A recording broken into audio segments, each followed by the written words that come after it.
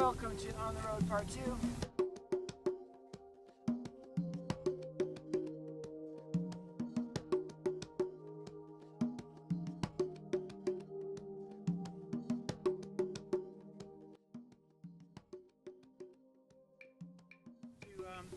The scene of a great environmental tragedy, which is the Vermont gas pipeline, which is a corporate invasion of the sanctity of Vermont and Mother Earth.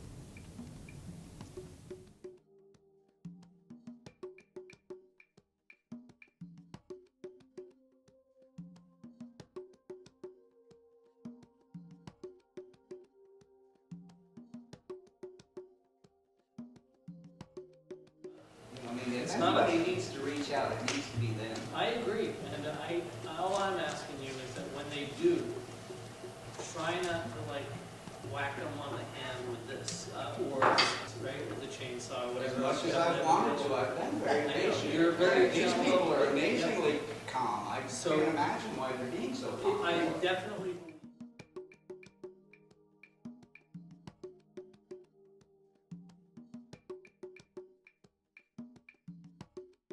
You with Monkton, we're not revisiting the project itself.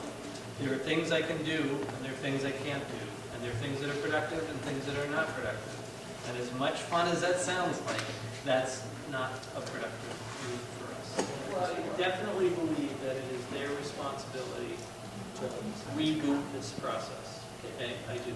So that's good. They can be nice, but I really don't care how they deliver it. I want the questions that I've been asking all along for a year plus answers. How much is this pipeline going to evaluate my property? That should be a number. They should say, well, history or something. I've tried to do some research and find the answer myself, but when I go to sell my property, I want to divide my property in 17 acres and sell part of it. How much less am I going to get because of that pipeline? Am I going to even be able to sell it because of that pipeline? And if not, that's where I want my compensation. The difference between what my property is worth today, they're making a profit with their gas going through my property. Now my property is worth less. I want that difference. The statute sets out exactly how you measure damages, and they fall like in 3 different buckets. And that's what their appraiser or your appraiser, if you were to hire one, would need. That would need to be the evidentiary record in front of the board. When they come to their last packet, they gave me an appraiser's valuation. And I told them that when this whole thing started, I was right in the middle of subdividing the property. And I'm almost at the process where I've got state septic approval, which to me proves a certain amount of building lots. And I'm very close to that, so I'm happy that this is dragging on and dragging on. And when I said this to the agent, he said, well, that's not relevant. And I said, what do you mean it's not relevant? You just sent me a packet with this appraiser's evaluation, and now you're telling me the appraisal of the property isn't relevant. But the appraisal, petition and the appraisal will set out damages in each of these 3 categories. The value of the property taken, impairment to the value of the remaining property or rights of the owner, and consequential damages, including but not limited to the damage to the owner's business. And that would be if the property was a business. So those are the 3 buckets, if you will. This is a new offer, these are the terms, and we've talked to them and said, these are our terms, we're not willing to make the quarter wider, and this is how deep we want it, we don't want it, and where it's going to go. And now, I just did a thing for a clarification of the order with the Public Service Board. The Public Service Board rules on what was presented by Vermont Gas, this is the project, these are all the technicalities, and yet after their ruling, Vermont Gas comes with a new map, says we're going to change the route. And okay, well, if Vermont Gas can change the route, can we change the route? Can we say these are the terms we want? We don't want 10 more feet. We want 8 feet, 4 feet deep. We don't want it through where this drainage tile is. I mean, what's still, what can we do? My understanding is that if they need an easement from your property, then you can negotiate with them not only on the price that we've been talking about, but on the conditions of its location and try and negotiate that as well. So if you want it deeper, talk to them about it. If you want it 10 feet over, talk to them about it and try and work that out. Well, and since the Vermont Gas archaeological guys were there, all of a sudden it became an archaeological sensitive site, so they got to put mats down. Now, some areas, Vermont Gas, they got to bore under the archaeological sites. Now, on ours, they're talking they want to clear a 50-foot swath where all the arrowheads are and put it in pile and then dig a trench and then just put it only 5 feet deep when our subsoilers go down 7 feet. And so, I mean, we want this and they want that. We have to take what they want, or who decides? Ultimately, the board will have to decide if you can't reach agreement.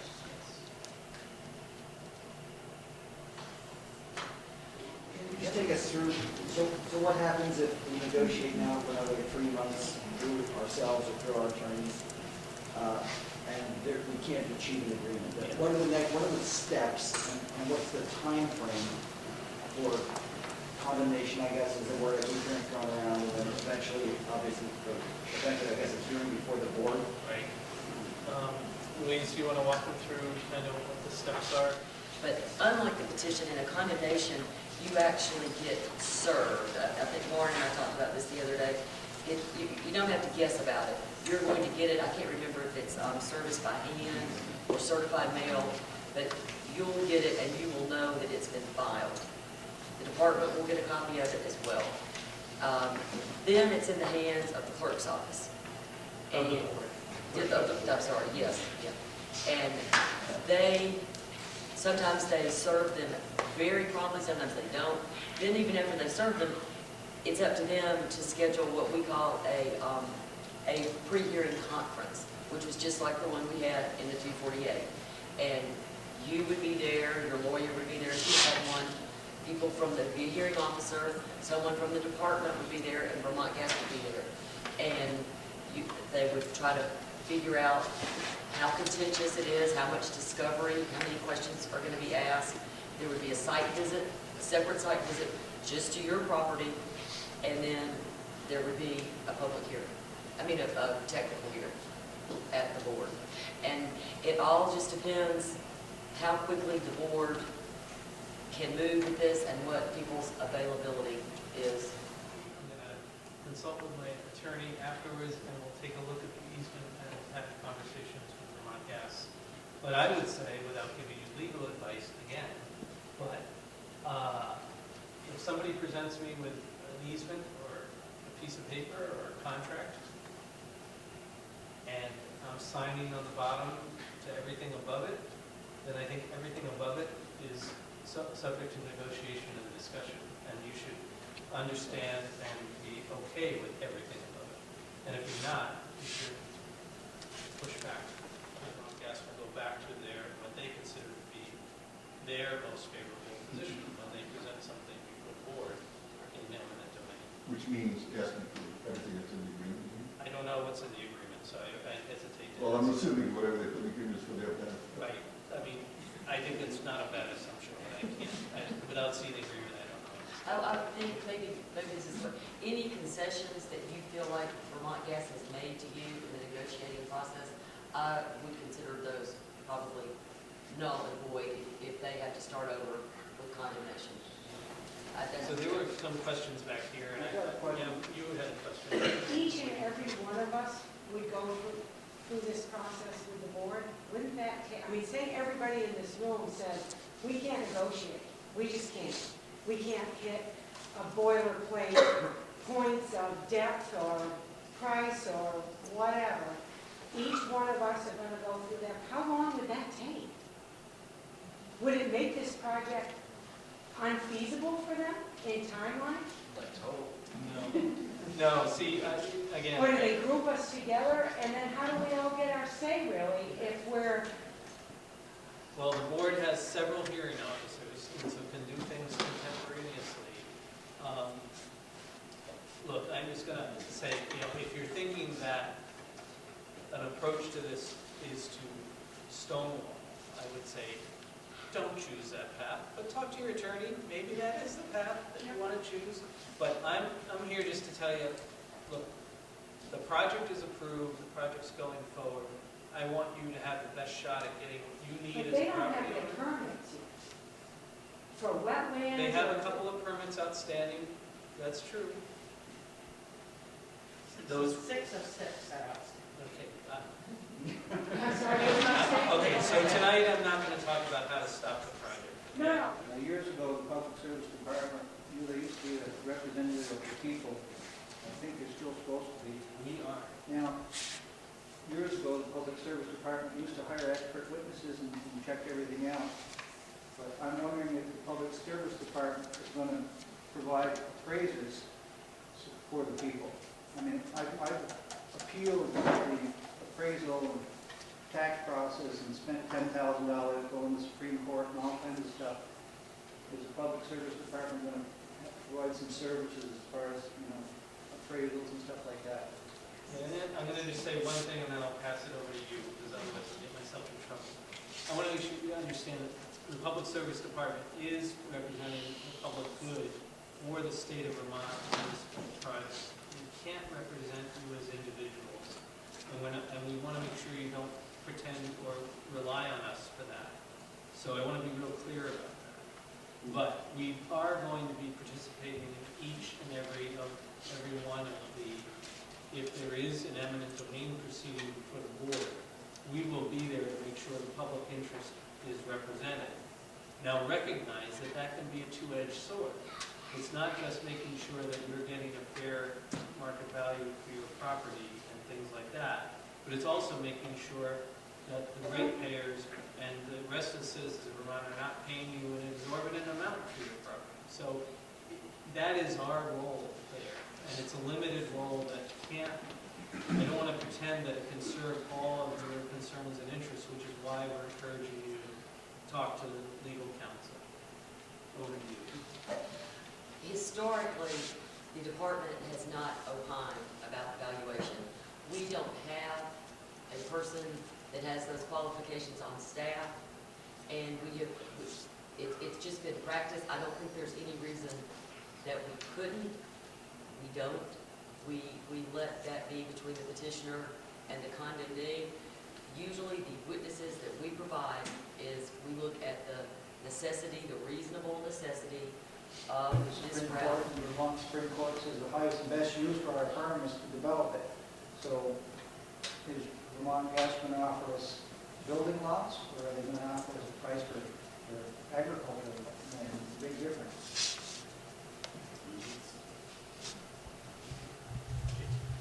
As you said, to our benefit to negotiate with Vermont Gas.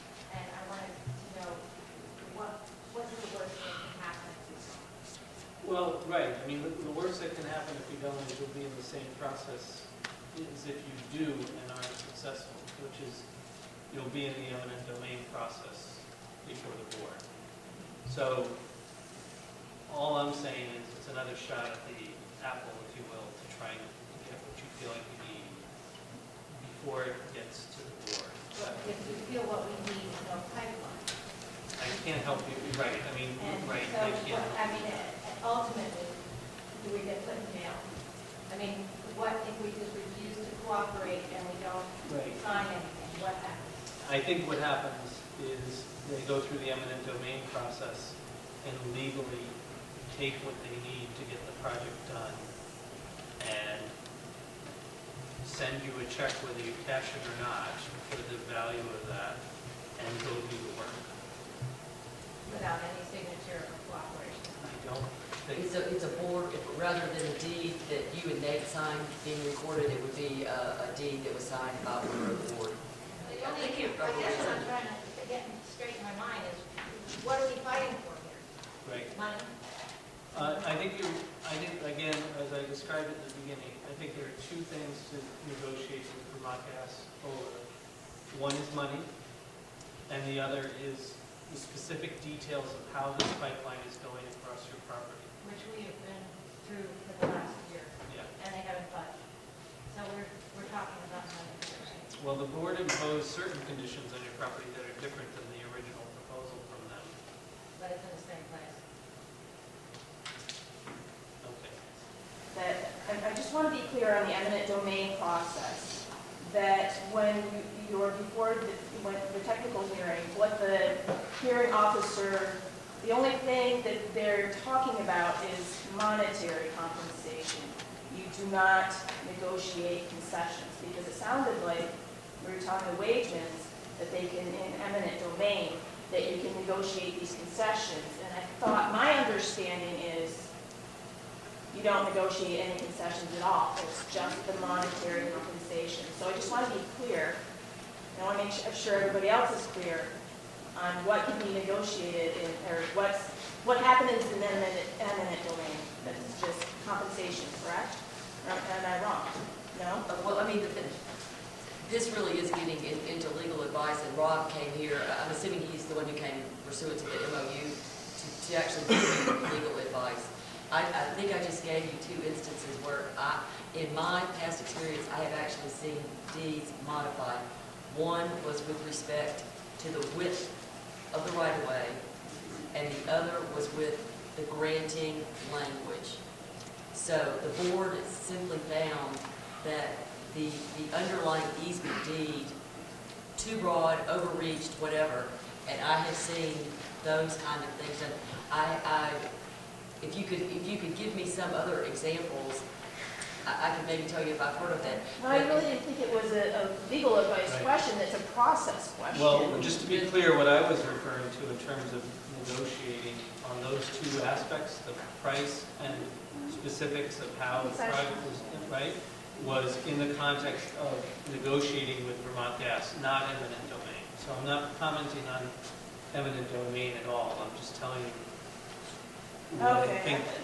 I was confused then. I just wanted to Fair be clear, because it sounded like when the wages were asking questions, they were talking about eminent domain, like Yes. doing that, and what you can negotiate in eminent domain. Is Right, that it correct? sounds like it's wide open, whatever's in the current agreement, they could get. Okay, well, they will come in to the board asking for whatever is in their best interest to ask for. And I think Louise is right about, again, providing legal advice. It is likely they go back, that any agreements or discussions that they've had with you that didn't result in an agreement, they're going to go back to their original position, right? Right. And then the board will evaluate those based on a hearing and comments that everybody puts in. And it sounds like, not just the money, but it sounds like some of the other aspects are modifiable. But, you know, that doesn't feel like a very successful process to me. I'm going to jump in here. The State Court has already dealt with it, Vermont State Court. Well, it's your property. You have a constitutionally protected interest in your property. Any aspect of this taken away has to be justified under the Fifth Amendment as necessary to serve the public use. So the Public Service Board both looks at the value and whether that particular taking is necessary. Do they need an easement that's 50 feet or 75 feet? Do they need an easement for 1 pipe or 2 pipes or 10? It's their burden of proof. It's the gas company's burden of proof under the Fifth Amendment to prove they need to take this and this and this. That's what happens in condemnation cases.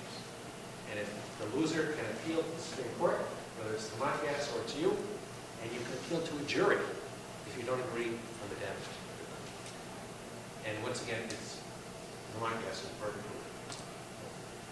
Thank you. Here, who really still have a tremendous amount of questions about this process. We have people in here, some who just got involved in this process recently. February 12th. They just moved onto her property. I think there's a lot of people that have not been able to negotiate with Vermont Gas for a lot of reasons.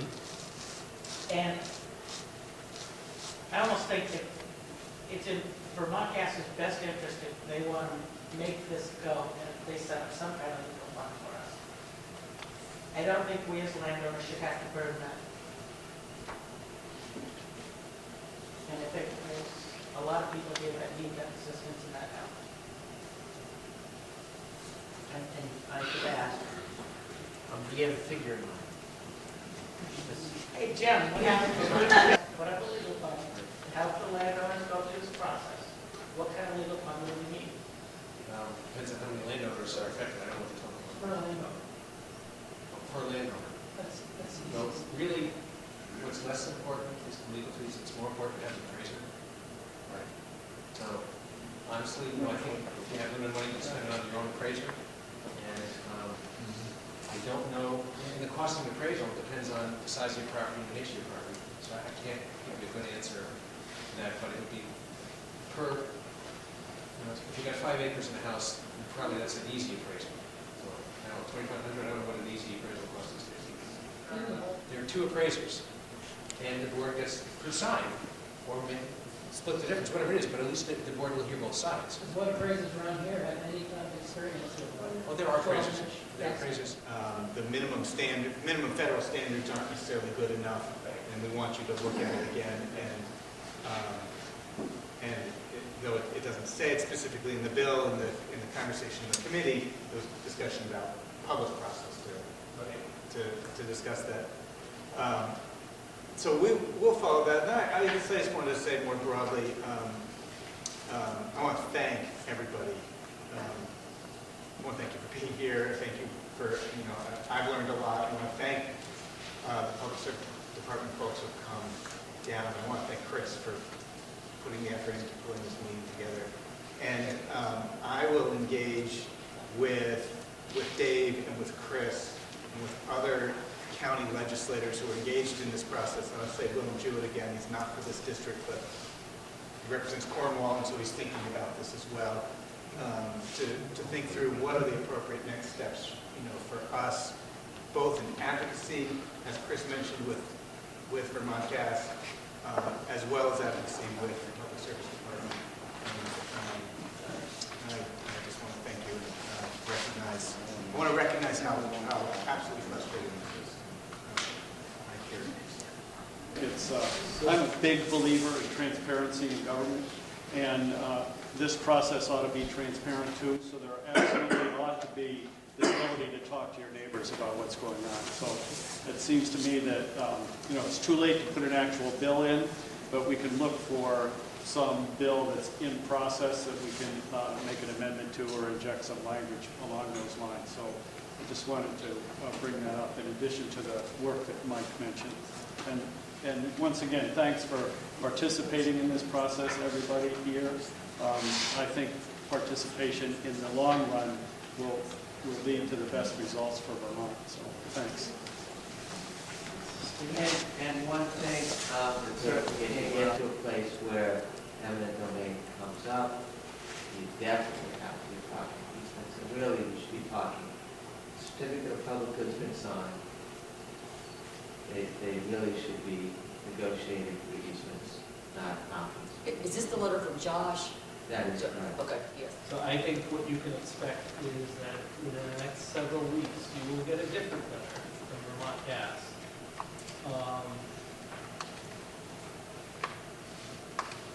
And hopefully that will be written in a more constructive way that provides some sensitivity to the issues that you have and provides a constructive mechanism for you to engage.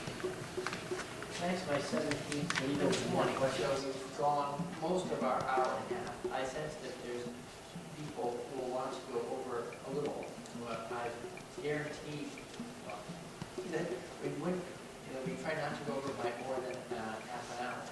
So, can I just see by a show of hands how many more people would like to keep going at this point? Or discussion? So how about if we plan on another 20 minutes of discussion, and I'll call time again, and we can say what else is on the table and talk about follow-up steps.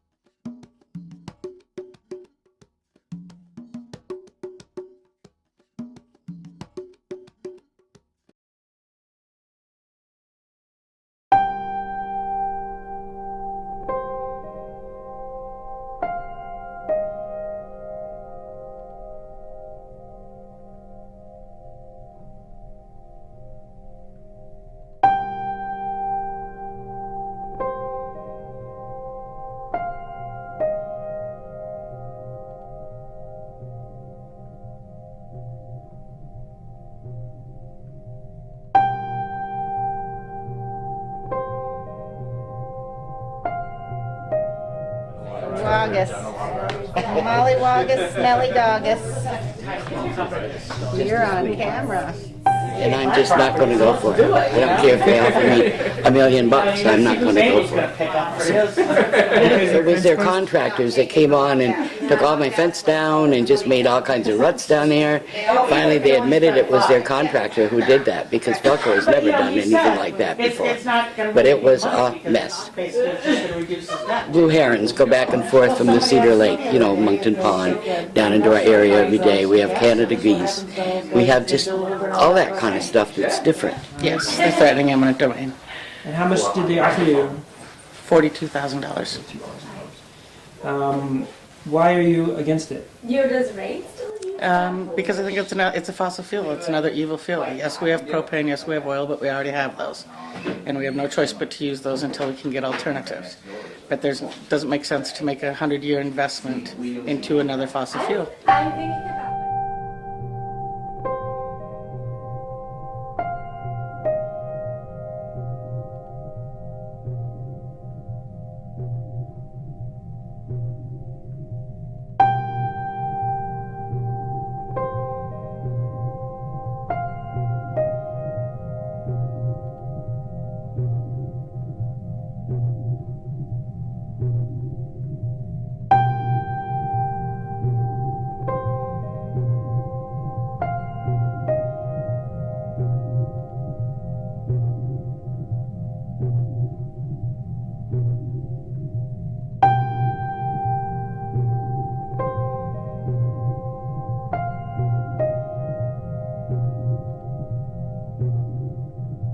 They come, this gas line comes up to here, right behind our barns and stuff.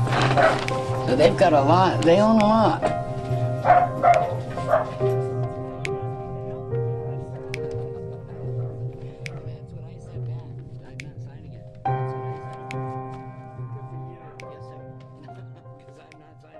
But when we bought here, our realtors said 150 feet, and apparently that's what our attorney thought when he did it all. And the same over here with this guy. He had a woman attorney do his house, same thing. Nobody knew that they owned 350 feet till this thing started. Then we realized just how much they have control of. Yep, for years all this property's been great, The lake over here, you know, and all the animals and the wildlife and everything. We've done a lot. I think it's done a lot with, and I'm scared because this used to be a there's so hayland many over here, but I places in Heinsberg and all over the country where it explodes. But I wasn't here on the 25th when the post office came with a certified letter.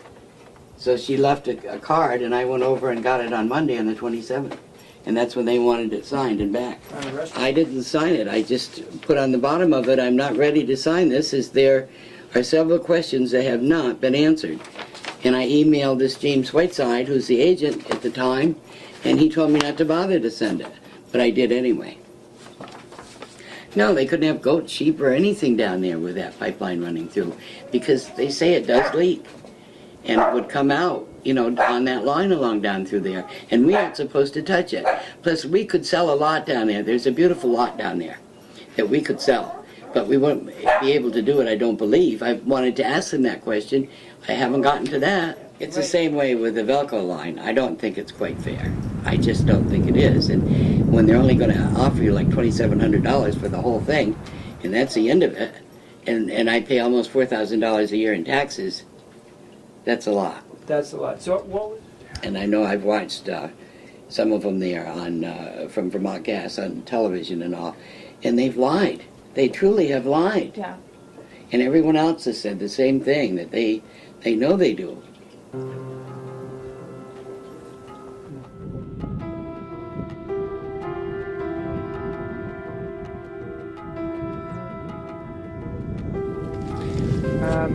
The farm behind us is where they want to put the fracked gas pipeline. This is in Monkton, Vermont. We're at Laughing Tree Farm. She says it from the far hedge line. There's the white chunk there, the neighbor's land, but it would come through both of their properties straight through here. My interest, you know, it's like I think we should have control of our energy. We should have a farm-based energy. You know, we shouldn't be relying on some large corporation to provide our energy. You know, farms would be a lot more efficient if they could produce their own power instead of have to buy the power onto the farm to make their crops. You know, it should be part of their crop. So that's kind of one of the angles I've been working on for years. And when I heard this pipeline was coming through, I thought, well, you know, this is, you know, modernization and hooking the pipeline, but what's this going to do to alternative energy? Because, you know, whenever you start looking at an alternative energy project, you look at what's the price of a barrel of oil, what's the cost of heating oil, what's it going to cost me to make my alternative project? You've got to make it competitive with that. So all of a sudden you throw in a 40% cheaper fossil fuel, it's that 40% cut right off from the whole project. You've got to make your alternative energy project that much cheaper. So, you know, the mentality that people get into that you can't stop this, you know, really works to Vermont Gas's advantage. You know, people would just set their feet and say, no, we're not going to do But that's this. part of their method is to convince people that it's going to happen. That's what they said. They said, oh, it's coming through. It's going. And Not yet, and that you're right, that they're trying to make everyone agree to it before it's even really been talked about. I mean, this one lady just heard about it a month ago, that it's going on her land, and Velco's, and they're definitely rushing it through, because I think more the people know, the less they'll like it, and also it's... Well, it takes a while to dig through all the crap, you know. It's like they told us that the reason they have to come over here is constructability because Velco doesn't want it there. And it's like, well, you can kind of understand that until you start digging into it and you realize that Vermont Gas is owned by Gas Metro, and Gas Metro owns Green Mountain Power and took up CVPH. Yes, and in the merger they also wound up with 40% of Velco.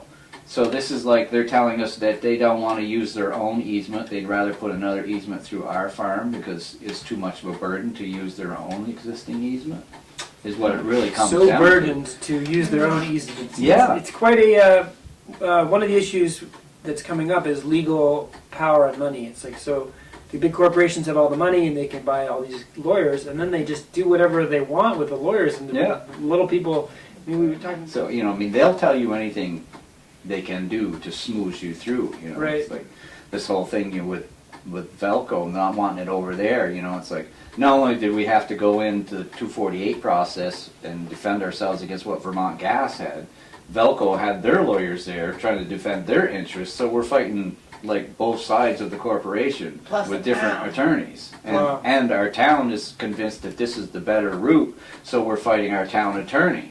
You know, at the same time, it's like, come on, you know, like, what's going on here, you know? So you just wonder. And we kept trying to find out, why do they want to come across our farm when they've got a 350-foot wide Velco corridor? And they said, well, you know, there's a guy wire over there. It's like, there's a guy wire in your way, so you're going to reroute the pipeline 4,000 feet? They said, well, there's a deep ravine over there. And I said, there's a deep ravine over there? I said, have you heard about Lake Champlain? You know, if you can't get through a ravine in Monkton, you better stay away from Lake Champlain. You know, That's right, the next leg is supposed to be going underneath the lake. Yeah, underneath Lake Champlain. That you is know. just asking for trouble. Yeah, it's like, you know, under the lake. They're not we're- getting the opposition they should be getting. Yeah, we're I don't telling. think anyone knows about it. It's been sort of like... Gotta get out It's there. like we Hopefully this blame film. farmers for the pollution to the lake. You know, it's like it's the nitrates and the phosphorus that are running off from, you know, from the farms. You know, and there's talk about how, you know, we should go back to more, and a lot of people are going back to more of a grazing mentality instead of bringing food to your farm, because it makes the digestion less, and there's less gas coming from the farm, so there's less methane. Yet we're going to bring a 12-inch pipeline of methane, 1,400 pounds of pressure through the middle of our state, but we can't let our cow fart. You know, it's like, come on, you know, what's going on What's here? the priority here? Climate change or...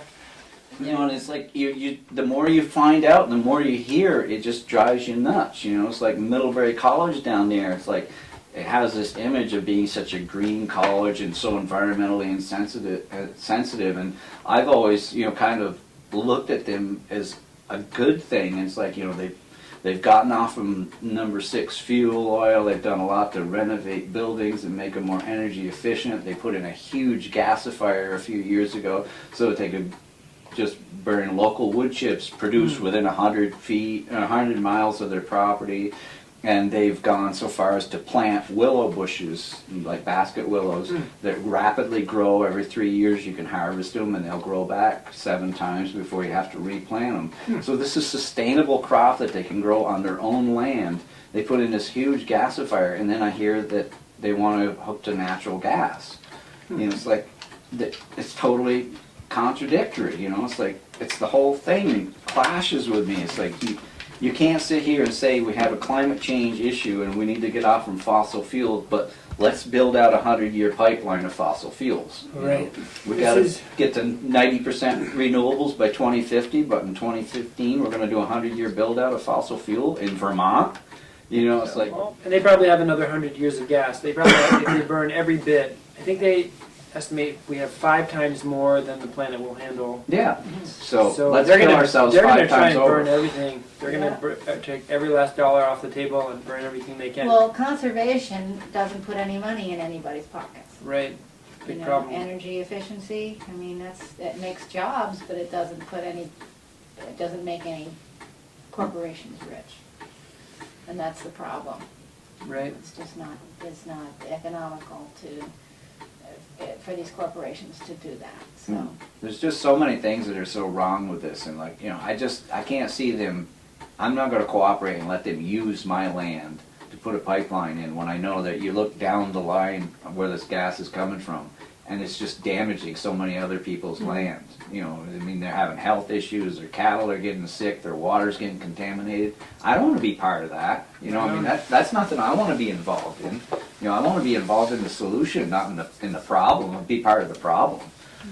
You know, it's absolutely ridiculous that, you know, we have this mentality that, you know, we shouldn't frack in Vermont, but it's okay to bring frack gas from someplace else because it's cheap. Right. You know, we tried to bring Hypocrisy. that up in the 248 process, that, you know, there are people on the other side of this pipeline that are being damaged, and they said, you know, unless it's damaging people in Vermont, we can't even look at that. It's like, come on, it's damaging somebody else, you know. We're no longer a little town separated and isolated, you know, we're a global community, you know, we've globalized the economy.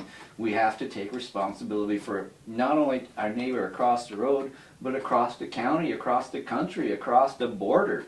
Good, you know, I mean, I reached out to NOFA and said, hey, you know, like, what's this gonna do to organic certification if you have a tube of methane going across your farm? And they said, well, you know, if it doesn't leak, it really shouldn't be too big a problem. I said, well, the national average is 3% loss of methane in the transmission line. And I said, oh, well, that could be a problem if you're where the 3% comes out. It's like, well, yeah.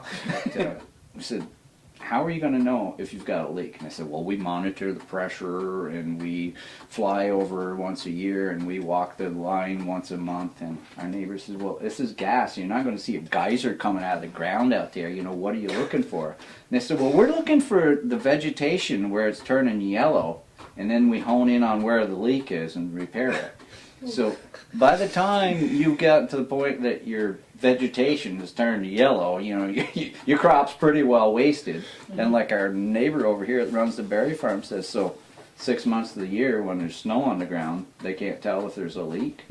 It's like, you know, that makes you just feel real confident that this is what you want coming through your property. I mean, it's even the space shuttles and like the NASA, when they did the moon landing ones, they had a very hard time keeping 100%. They were like, oh, we're going for 100% air pressure, but that didn't happen. Like, even the highest technical build out of our spacecraft, gas will find its way through the edge of some metal thing, and especially if it's a bolt underground where it's screwed on by some meth head who maybe got them all the way down or maybe too far down, you know? So they all leak. So our point was that in the process of putting this pipeline in, even if it was a water line, it would destroy the soil. For them to come through our 2-acre improved garden area, you know, just to think about those machines going through there is like, you know, it's like somebody driving over your That's your one of bed. the things that one of their engineers says. This is no different than putting in a. You know, especially if you're organically farming. If you're a conventional farmer and you can just add your elements back in, well, that's different. But it's still gonna destroy the. If you've built up all the structure of microbial the life soil. and the health of the soil, and you have Right. any tilth. Right, which an organic farmer would understand. They pretend like it's some sort of a lawn maintenance project, like at the country club. We'll come back and we'll leave some mulch and throw some We'll hay. put some fertilizer on it. It'll go away. It's like no, you know, more like a gravel pit. Well, that's the thing. People don't understand it. I mean, other people around here we talk to, people couldn't understand why we don't want it coming through our field. And they said, well, it's just rocks and dirt down there. What's the difference? I mean, soil is not rocks and dirt, There's a big difference. It's alive.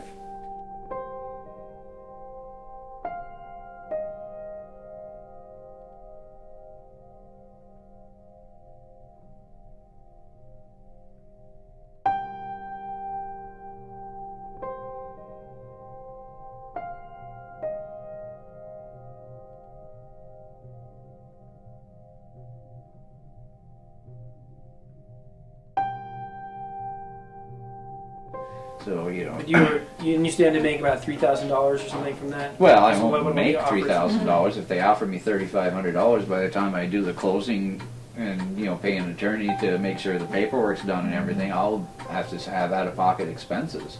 This is not going to make me any money. It wouldn't even cover my expenses. Let alone what it does for damage to the value of my property or Incredible. what it does to my state of mind to knowing that there's a pipeline 100 foot from my house with 1,400 pounds of pressure in it. I mean, even if it wasn't a volatile gas, just 1,400 pounds of pressure letting go, it makes a heck of a pop. Anything, yeah. That's an incredible. So an interesting angle of this is that the ratepayers are financing this thing, and that Vermont Gas went and got a separate order from the Public Service Board to get it so that ratepayers would be on the hook somehow. Yeah, they did this, what was it, Sneaky reliability fund a few years ago where they, instead of having Vermont Gas decrease their rate because they were getting gas cheaper, they put that money aside so that they could expand their pipeline system.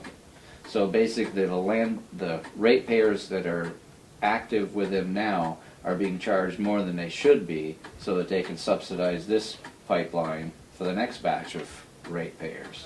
The legal system is upside down. So they have all this money to fight, and you guys are representing yourselves. Yeah, we didn't have a choice to hire a lawyer. I mean, it was ridiculous. Some of the prices that we had thrown around, $50,000-$60,000, to have a lawyer represent. We heard one place is like, oh, it'll cost you $150,000 to go through the 248 process. It's like, And you're still gonna lose, this is what they told us. Right, so can you say that again? I mean, so didn't they say like you'll go through this and so some lawyer said to you, you'll pay $75,000 and then you'll still lose. Yeah. Right, yeah. And do you want to go ahead? It's like, well, who would in their right mind? Right. When even the attorney is telling you you're going to lose. We didn't feel that it was a matter of winning or losing. We just feel we need to, do a public outcry and let everybody know what's going on. This is coming, and nobody's even seeing it coming. I mean, Right. it's ridiculous. And nobody even knows the full impact of this now because they're only talking about phase 1 and phase 2. This is actually a 4-phase build out, and they broke it up to make it a little easier to digest. But this is a 43-mile build out. The second one is 23 or something. It's actually 112 miles of transmission line that they'll build out in the 4 phases. And if you figure that out, 112 miles of pipeline, it's a little over 6 acres per mile of permanent easement. So and then there's another 300 acres, or another 3 acres with each mile. That's the work area. So you're actually impacting over 1,000 acres of land in the state of Vermont. They want to, and it's tying up this real estate. This is over $7 million worth of real estate on a conservative price, Right. that's going to be taken off the books. That you're going to have to pay the taxes, the insurance, and Mortgage. and the mortgage on this land. They get to use it. They get the benefits. Right. You They don't actually buy it. No, they don't buy it. You're still on the hook for it. You're helping them out. If they had to buy this. Also, why, the reason that this gas is cheap is because they're not figuring in the costs to landowners, the people that are on the other end of the pipeline that are paying with their water and their air and their health problems and their land. You know, these, if they had to pay for all this stuff, the price of gas would not be so cheap. But when somebody says, I want cheap gas, why wouldn't you want cheap gas? You know, our answer is, the only reason you're getting cheap gas is because people like us are going to have to pay for it. We're not even being offered gas. You know, we never were offered gas. We're not on the distribution line. We wouldn't want it anyway. But many people on this transmission line are not being offered distribution. They're only going to offer it to up to 3,000 people in phase 1. Phase 2, what is it, 75? Yeah. Yeah. So none of these are, you're not going to just hook up to natural gas. Even if you have propane, you've still got an expense of swapping it over. If you're propane and you've got a relatively efficient unit, you probably can do it for, you know, $600 or $800 or something like that. But if you've got an older boiler, you know, like an oil boiler, or like us, we run solid fuel, we run wood pellets, we'd have to take our whole unit out. There's no way you could get good efficiency out of that. And we got a quote from, you know, a local plumbing outfit, and they said, you know, without looking at your exact project, you better budget about $12,000. We could be leaders. We are considered leaders in the alternative energy field. We have more people per capita working on alternative energy in Vermont than there is anywhere else in the United States. And you know, that's the way we should be going. Yet here we are with the governor saying we need to put this pipeline in because this will get us to alternative energy. It's like, hey Pete, where'd you come up with that one? You know, it's like, that's not how you get to alternative energy, by building out fossil fuel. Right. It's, you know, I've got a customer at my shop who owns, he did own the gathering pipes out in Oklahoma. And, you know, he said, oh, that fracking thing's all overstated. He goes, you know, they just put a little bit of chemicals in there. I said, yeah, but you know, if I spill those chemicals on my shop floor here, when I'm working on your vehicle, the same type of chemicals, I'd have to clean them up and ship them as a hazardous waste. Because, yeah, you're probably right. It's like, and this is what you're exempted from being able to put down into the earth? yeah, it's the most, there's stories about these people who transport water, these water trucks, and then they spray on the fracking liquid on the roads. So you're basically like scattering the pollution all over the surface of the world.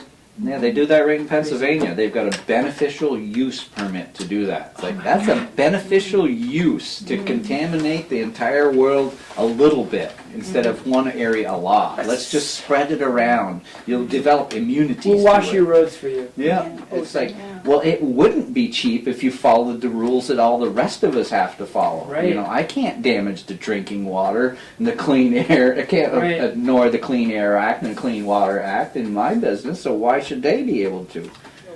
In the pipeline that was built, people may not have heard this, but 2 guys were caught making meth, and they were working on the pipeline. And apparently that is kind of part of the culture of the pipeline industry up in North Dakota. Oh God! The reality is, you know, it's not the workers' fault. It's the Vermont Gas, because they're hiring the contractors, and they're going for these they're going for the low bidder. Right. And the low bidders are not union. And the union guys, you know, have a standard. They have tests that they have to go through to be in the union. You know, they want to keep their jobs. They don't want to get fired because they're making good money. And I don't know. I think it's even the union guys have to work those kinds of hours, which is it's insane. It's just insane. And how long are the hours? They work 12 to 14 hours a day, 6 to 7 days a week.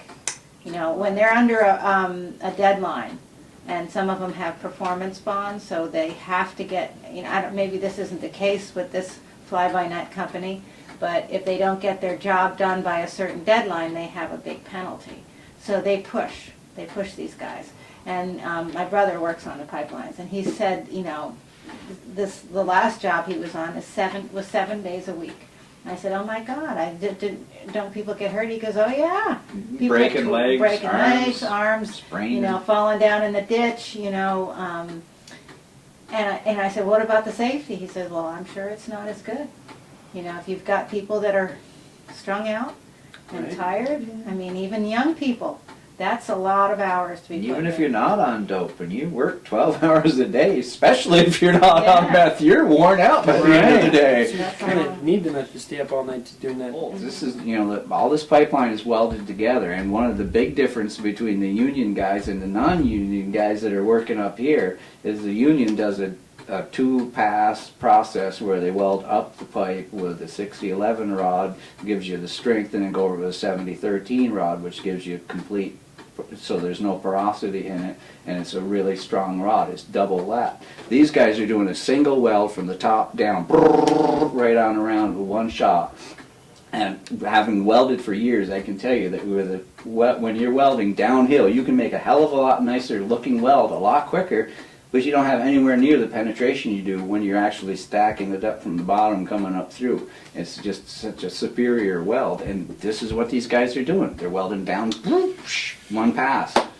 This story it's like one of those Russian dolls, it's something irritating, and then underneath there's another. Yeah, you bit of think that's irritating? Wait till I show you what this looks like. They're not. And if you think that's gross, wait till I show you what this really gross thing is. It's unbelievable. Not only are the welders on meth, they're not even doing the best welds. If this pipeline was necessary, it would be a different story. Yep. If it was something that we needed, but we don't need it.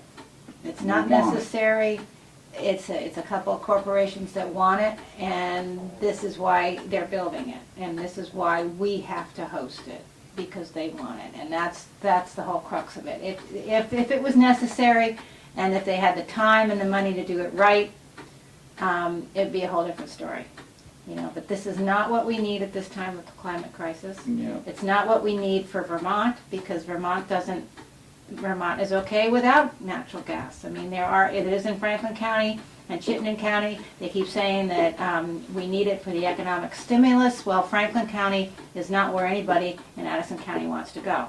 We don't want to be like Franklin County. It doesn't fix anything that's wrong. So, and Middlebury is growing in their industrial area without natural gas. So, this is totally a manufactured need. Yeah. There is no need. This is going on everywhere, and it involves like eminent domain and the power of money to make it so rich corporations can hire lawyers, but poor people can't. So it's really just sort of like where we're at as an age. Money is too powerful, the legal system's broken down. This is a dark age, man. This isn't an age of justice and righteousness. This is like, we are living in dark times. They're blowing up the water supply right now for fracking. They're like making the water undrinkable. It's a huge crime scene.